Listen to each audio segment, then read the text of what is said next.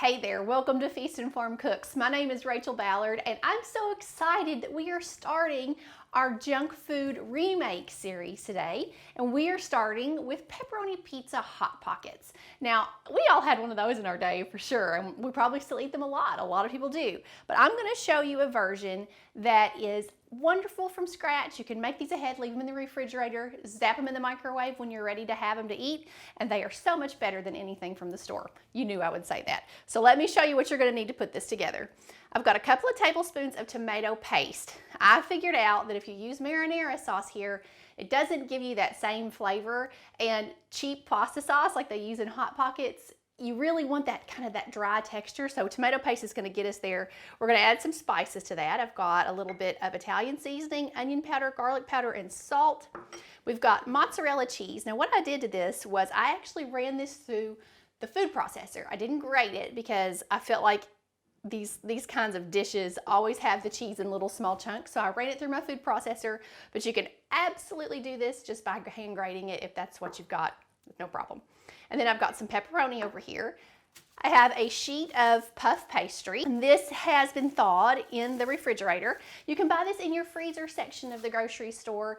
It's over with like the phyllo dough. Sometimes mine's like with the frozen desserts and the pound cakes and that sort of thing, but that's where you'll find this at. It's a little bit of a cheat, but getting that proper crust is hard. And this is not going to be the same kind of crust as an actual Hot Pocket has. This one's going to be better, of course. So we're going to put that together, and then a few things for the toppings on there, and I'll show you those in a second. But let's get started here. Let me get my ingredients all kind of moved around. So let's start, before we do the puff pastry, let's get into mixing up our seasoning. So we're just going to take all the seasonings in this little bowl and put it in this other little bowl. And we will stir these together. This gives you that, I'd say the cheap tomato paste, tomato sauce flavor without having to do a bunch of gunky ingredients. This is very basic. So just get yourself a really good quality tomato paste and it'll be perfect. Okay, so that's all mixed up. Now, I'm going to set that to the side. I'm going to put a little bit of flour out on my board. You need to work with your puff pastry while it's cold.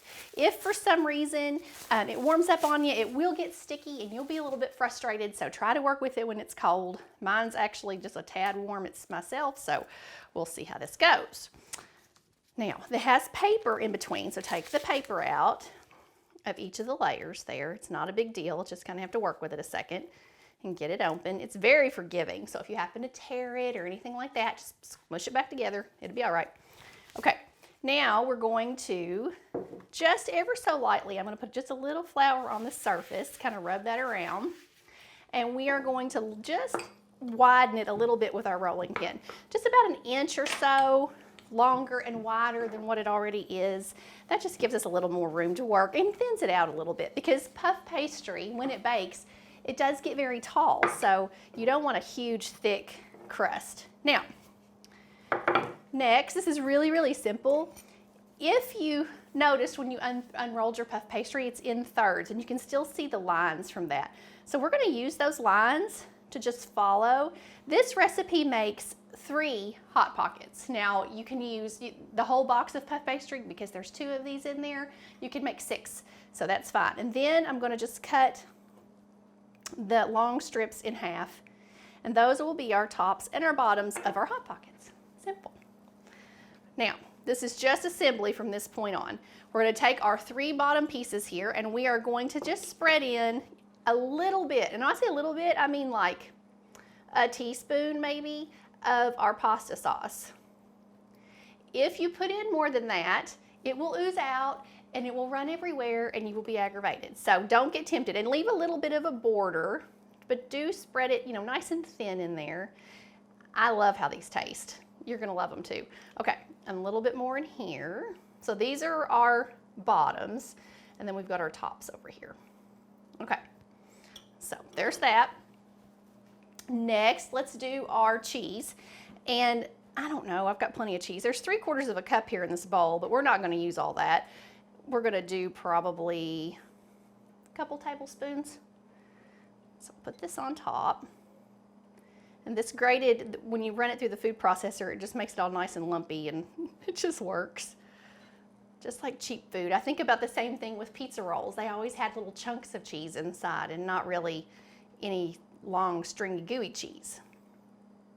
Okay, that's it. And then for our pepperoni, just 3 or 4. Don't, you know, overdo it and go nuts. And so we'll put those in. Stay. And once we've got those on, now we need to just lightly, I'll show you what I've got over here on the side. This is a little bit of egg wash. So that's a little bit of water and egg that have been beaten together. And I'm just going to ever so lightly brush the edges. If you don't have a good way to seal this together, and it's very likely that it'll just come apart in the oven. So we're just gonna lightly brush those edges, just a little, and it'll give our top something to stick to. Get that on. All right, now when we lay our tops on, you just lay them on and press them down all around. And you can use a fork or you can just use your fingers to come along and really make some indentations in there and mash that on pretty good. So either one will work, but just make sure it's well sealed. I'll seal all these up. I'll be back in just a second and I'll show you what to do next. I have transferred my Hot Pockets onto a parchment lined cookie sheet. I have the oven preheated to 400 degrees and we'll finish these and get them ready for the oven. They have to have a couple of steam vents, otherwise you're likely to have a mess. So just take a sharp knife and poke. I'm going to poke about 3 holes in the top of mine. Then I'm going to brush it with a little more egg just so that I can help my toppings stick. We're going to brush that over just lightly. And take a little bit of Italian seasoning, sprinkle that over the top, not too much, just for color, makes them look cute. And take a chunk of Parmesan cheese and then just grate some of that over as well. This is my favorite microplane grater. If you don't have one of these, I think you should absolutely. I will leave you a link in the description box so you can check that out. And these are ready for the oven. They're gonna bake for 15 to 20 minutes until they're golden and puffed and the insides are nice and hot. And when they're ready, I'll be back and show you what they look like. Be back in just a little bit. Our Hot Pockets are out of the oven. That took about 15 minutes and they're lovely and golden brown. And I let them cool just 5 or 6 minutes so I can handle them here and hopefully not burn myself. But let me just show you how these look inside. I don't know if I should use a knife. Let's just break it open. So you can see that puff pastry gets nice and soft. And oh man, look at all that cheese. Yes, yes, yes, yes. These are wonderful. To save these for microwaving through the week, just bring them down to room temperature and drop them inside a Ziploc bag or a Tupperware container, whatever you want to store them in the refrigerator, and then just warm them up for about 30 seconds in the microwave and they're ready to go. I hope you will try these and love these. And don't forget to stay tuned for the rest of our junk food remake series that's coming up all this month here on Feast and Farm Cooks. You can check out another video right here, and I'll see you again soon. Bye.